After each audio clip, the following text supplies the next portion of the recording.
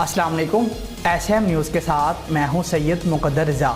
SM news studio में खुशामदीद। खबरों के सिलसिले को मज़ीद आगे बढ़ाते हुए खबर शामिल करते हैं लाहौर से।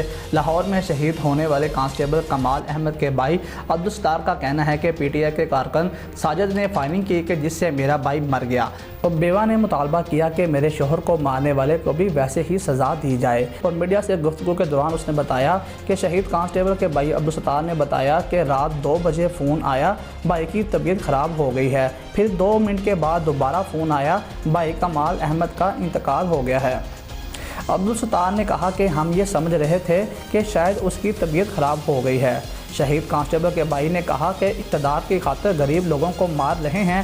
पीटीआई के कारकुन साजिद की चलाई गोली से मेरा भाई मर गया। कांस्टेबल कमाल अहमद के बड़े भाई इकबाल ने भी जियो न्यूज़ से गुफ्तगू के दौरान बताया कि हकाम बाला हमें इंसाफ दिलवाएं। शहीद कांस्टेबल की बेवा राबिया ने कहा कि मेरे बच्चे यतीम हो गए हैं, हमारा कोई कफालत वाला नहीं है। मेरे शोहर को मारने वाले को भी वैसे ही सज़ा दी जाए। शहीद कांस्टेबल की बेटी आफील ने कहा कि मेरे अब्बू हमसे बहुत प्यार करते थे।